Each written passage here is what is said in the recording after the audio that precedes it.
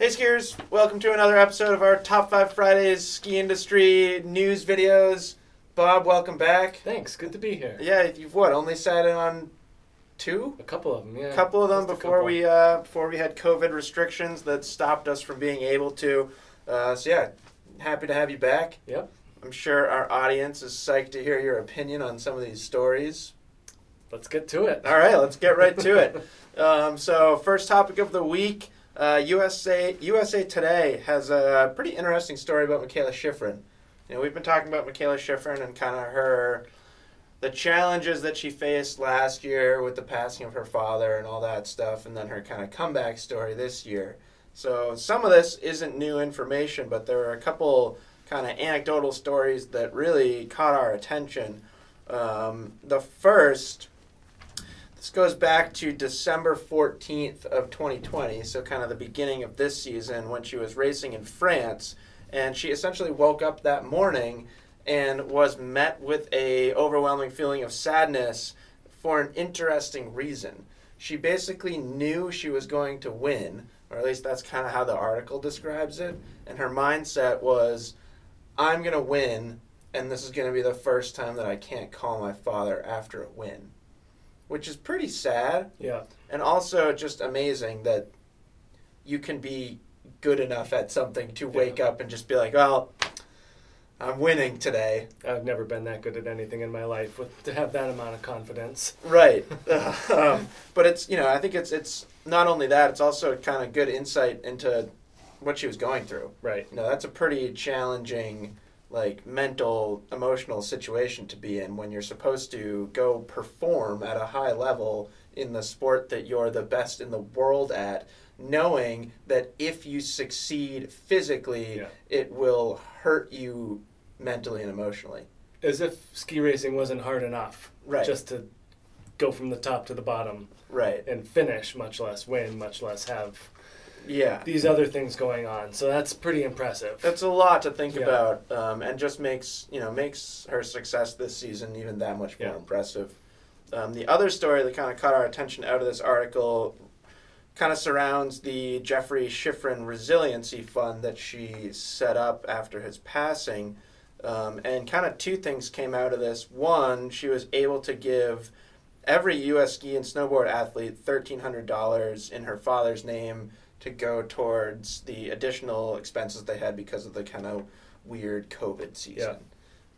Which is pretty impressive because there's a lot, I don't know the total number, but between skiing and snowboarding and all the different disciplines, there's got to be a ton of athletes. Yeah, and I think that the finances are always difficult for them to kind of figure out who gets how much money and how much is enough to make this program successful. And right. So, I mean, every little bit helps for sure. Yeah, and I think it's fair to say that there are probably athletes on the U.S. team that it didn't need it as much as other athletes. So it's great that she was able to help out her fellow athletes, and in doing so, and perhaps more significantly, it kind of opened up a line of communication between her and her other athletes that she hadn't necessarily had before, which really sounds like it helped her mental process, connecting with some other athletes who had lost loved ones, other athletes who had gone through challenging situations themselves, and I think it gave her a really good support network. Yeah. So, pretty cool. Great article from USA Today. So if you're a fan of Mikaela Shiffrin like we are and you're interested in her story, I would definitely encourage you to go over and read the full article. As we've been saying, it's going to be pretty cool to see what she can do in the next few years. Right. She's back to full form. Yep, I still remember when she was racing here in northern Vermont, 12 years old, 13 years old, something like that, and beating everyone by multiple seconds. Right. The kids at our academy would be like, I only lost to Mikaela by 7 seconds. And that was like a big win in their book. So it's just impressive to see how far she's come with it. Yeah, and she's still super young. Yeah. Which I think is it's easy to forget that. Yeah. Considering her athletic success, and then just also kind of how she positions herself as a human being. think it's probably fair to say that like Mikaela Shiffrin's more responsible than me. You know, sure. She seems like a very responsible woman for somebody her age. So yeah, really excited to see what she can do the rest of her career, and whatever she does, I'm sure will be impressive. Yeah. Next topic of the week. This is an interesting one. So we had an article from the Tahoe Daily Tribune that was basically looking at data that's suggesting that we're going to get a significant surge in ski tourism this coming winter, which I think is something that people have been speculating about for a while. You know, we kind of saw it. It feels similar to what happened with mountain biking last year, where there was like, you know, just kind of pent up demand to do something. And in this situation, they feel that there's pent-up demand for destination travel. Yeah. Which, and probably not just skiing, like everything. No, but skiing is definitely going to be a byproduct of that. Absolutely. And this article did kind of talk about summer, too. Yeah. You know, it was focusing on ski resorts, but most ski resorts have some sort of summer operation where, you know, you got like zip lines or something. Yeah. Alpine coasters, whatever those things are called. I mean, even biking like a town like Stowe, you know, whereas, right. I mean, you just see the mountain biking getting as popular, you know, as this place being a destination as the ski resort. So it's going to happen. So, and then this article kind of speculated about the effects that this may have, both positive and negative. The positive ones are pretty clear. You know, increase in destination travel is going to have a positive economic effect. Yep. I can't remember the exact statistic, but it's like Vermont ski areas collectively lost like $100 million this year, I think. So help recoup some of those losses. But there is, you know, potential for a negative effect too, mostly as this article cites and describes it in the form of residential pushback, which is something that I feel like we experience here in Stowe every once in a while. I feel like we had a little bit of that this year, where the mountain was very crowded this year, and it did feel like there was a little bit of local pushback or a little local like frustrations from time to time, and kind of the general concern over this potential over-tourism is that resorts may come across as unprepared, which would result in fewer return visits. Yeah. So, you know, you spend all this time trying to get a bunch of people to come back to your tourism destination, and the concern is that more people will come than you might be ready for. Right. So this article kind of at least suggested that businesses like this and tourism destinations should take what they've learned over the past year in terms of managing crowd sizes and start to think about ways to reimagine that in a non-pandemic world. Yeah. And we've talked about stuff like this before, you know, all the things that we've learned in a pandemic season and how that may affect our lives going forward. And I do think there will be some, like, I don't know, what do you want, trickle down, I suppose we could call it, from a pandemic life into normal life. Well, I think that the crowd has also learned to kind of temper their expectations, or at least that's going to be part of it moving forward, is saying, well, maybe this is going to be, you know, maybe these weekends are going to be super crowded and we're going to plan accordingly or plan differently. But, you know, there are a lot of times this winter in Stowe, like late March, where, you know, there were a lot of people at a certain restaurant, you know, that wouldn't have been there in a non-pandemic year. You know, it would have only been a handful of locals, but instead it was packed with tourists. And so that restaurant is getting that boost, you know, for better or for worse, you know, like, but if that restaurant's in the business of making money, then that was better for them, you know, and those employees, you know, some of them who work for us, you know, like they get a better paycheck because that restaurant was crowded that weekend. Right. So, I mean, it does, you know, it works both ways for sure. Yeah, and I think like Stowe might not be the best example Yeah. Like, I feel like we're kind of in a little bit of like a microclimate. Yeah. It's a small town. There's a single road that comes into Stowe. Like, just physically, there's a limitation to how many people can come here. But there's a lot of there's a lot of places to stay here too. Yeah. You know, like Magic Mountain in southern Vermont was one that I heard that got like hit really hard economically because there's, you know, for the skiers there, if there isn't a lot of traffic, they're psyched.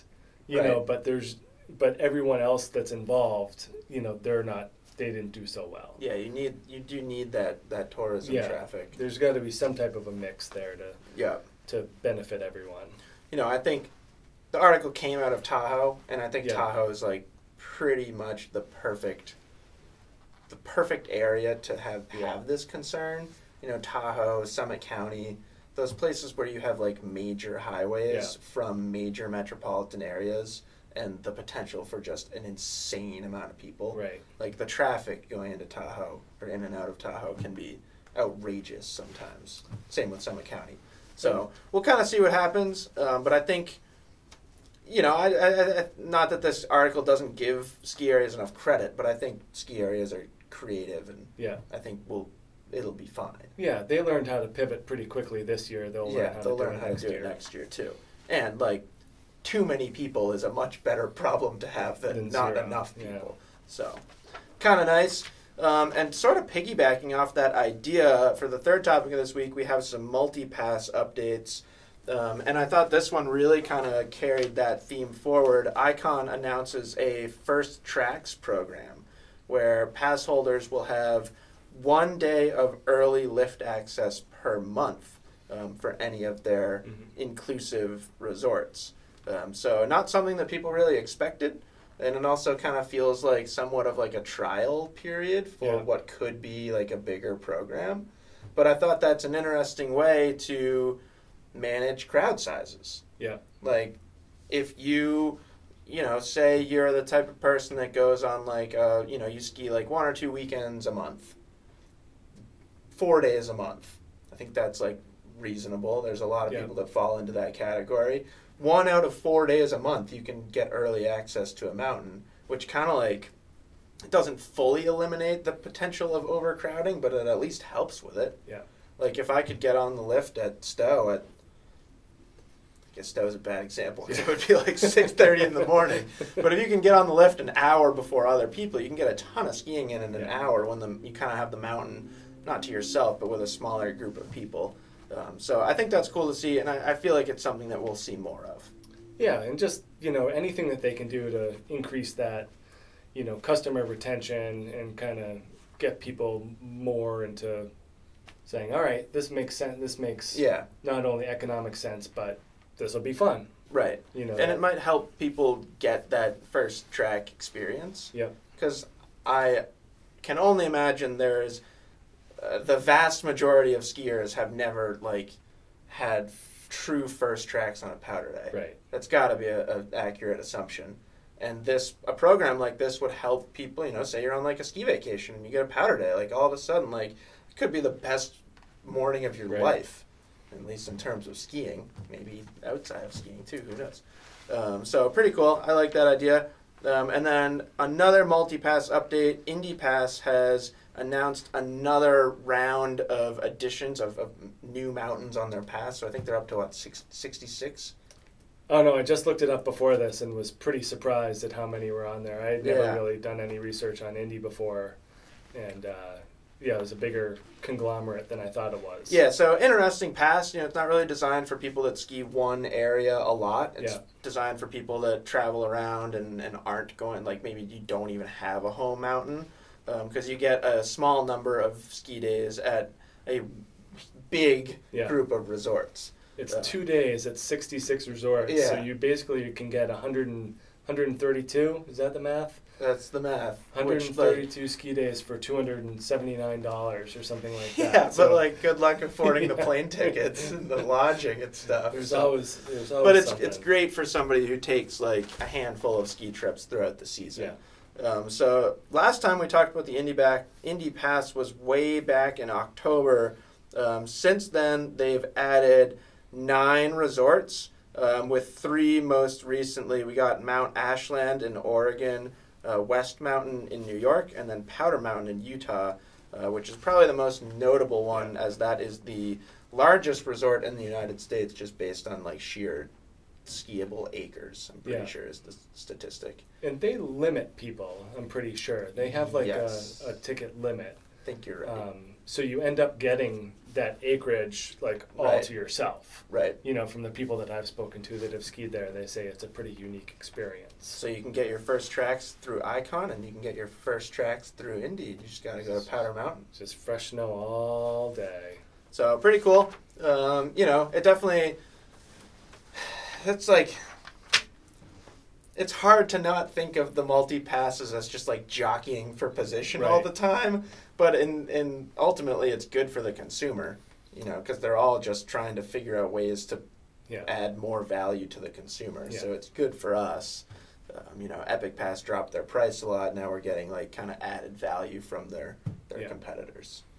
Yeah, I feel like we're pretty locked into an Epic Pass living in an Epic resort town. Right. You know, like I'd never have to think about that stuff. Right. You just buy your Epic Pass. They have my credit card, and I don't think about it anymore. Right. All right, and then last topic of the week. This one's pretty cool. You know, we've been talking about sustainability and environmentally friendly practices in the ski industry. We talk about it fairly regularly here on Top 5 Fridays. And this is a cool one. So Technica has announced a boot recycling program, which is specifically in Europe for now. So the idea behind it is skiers in Europe can go to a variety of different select retailers that are participating in this program, drop off their old boots from any brand. It doesn't just have to be a Technica boot. It could be whatever you want. I was blanking on another ski boot brand. There's a bunch of them. Your shirt indicates one. Well, they're under Technica. I assume that this covers Nordica too, in the sense that it's Technica group, not just... It must. Anyways, so the retailers then ship the boots to Technica, where each part of the boot is recycled. So, you know, the buckles would be like metal. Harvest the metal from the buckles and reuse the plastic and all that kind of stuff. And then adding to this, Technica is monitoring the carbon emissions throughout the whole process, which is really like important to ensure that it's a net positive for the environment. Because if you're like burning a ton of fossil fuels or something to recycle boots, it's like not really a net gain. Right. So pretty cool. And I think another thing that we'll almost definitely see more of in the ski industry. Yeah. And I remember I used to work at the boot shop with our retail shop, and you know, my first day it was take this boot apart and then put it back together. So I had never thought of all the parts that went into the boot, and like you're saying, the buckles, but then the associated hardware that goes with it. Right. You know, the plastic on the boot board, and then the toe and the heel pieces. Like there's just a ton of little parts that go into a ski boot that you don't think about until you literally take the whole thing apart. Right. So there are a lot of, you know, and it's not a quick process. You know, you have to grind rivets out, and you have to do all of these things. And there's lots of different materials, from the foam in the liner to the Velcro in the strap, you know, that nylon material, and then the plastic and the metal hardware too. So there's quite a bit to it. You know, and then the other thing is people would ask us what to do and would say to use them as planters. So there are ways to reuse them in a creative way, but generally no one really wants to deal with, you know, stinky old ski boots. Yeah. Yeah, I mean, just anecdotally, I've got a couple pairs in my basement that, like, I don't really know why I still have them. No, I mean, they would mostly just go in the dumpster and then end up in a landfill. And, you know, we didn't know what to do with them, but it's nice to see that there's some initiative in that. Yeah, and I think it'd be cool if we see that come over to the States, and I imagine that we will. You know, kind of another type of thing that feels like a trial period, and then they'll apply it around the world. Yeah. So that's it for news topics this week. As always, we have our edits of the week. So first one is called Ski Madrid. from a YouTube channel called Bulldoze Life, which I believe is their like skier crew name. Yep. But Madrid got some snow this past winter, which is really rare. So this is I'd call it a short film. It's about 10 minutes long of a bunch of young skiers hitting a bunch of urban features in Madrid. Cool. Madrid is famous for like skate spots, so like skateboard, BMX style spots. So they kind of visited some of the famous skate spots and hit them on skis, which is pretty darn cool. Second topic of the week, this is RCFS 4 from Will Wesson and the Line Skis crew. Basically, this series has just been Will Wesson doing what Will Wesson does best, which is... Nose blocks? No. Oh. Disappointingly. Will, you got to do some nose blocks for Bob. He's a big fan of nose blocks. There might be one in there, but I don't think so. But basically, they gather up a bunch of kind of unique materials that you wouldn't necessarily think of as turning into rails for skiing, and then they turn them into rails for skiing. So this one has a bunch of like really flexible, they look like PVC to me, but they're very flexible, and they set them up in like big arcs. So they have like 4 big arcs in a row, and these like they're bending as he's skiing over them and stuff. It's pretty darn cool. 3 to 4 minutes long, kind of the same length as most of the RCFS videos have been. And then lastly, we have a short little edit, just over a minute long, called Etna from Mammut, which is skiing on snow and ash down an active volcano. As if just regular snow wasn't difficult enough. As if regular snow and regular mountains weren't enough. It actually reminded me, I follow a few whitewater kayakers on social media, and one of them recently posted he was paddling somewhere and like was in his kayak still and was just like watching lava pour into the water that he was in, and was even like picking up like volcanic rock with his paddle. Okay. Which just seemed unnecessarily dangerous to me, but certainly made for some cool footage, and you could say the same about this. Pretty cool. You know, it's like everything's black. Yeah. Except right underneath, it's all snow. Yeah. So pretty darn cool. That's it for Edits of the Week. Bob, great to have you back. Good to be back. We'll have one review next week and potentially Marcus's Quiver video as well. And then we'll be back on Friday with another Top 5 Fridays. So we will talk to you then. Bye.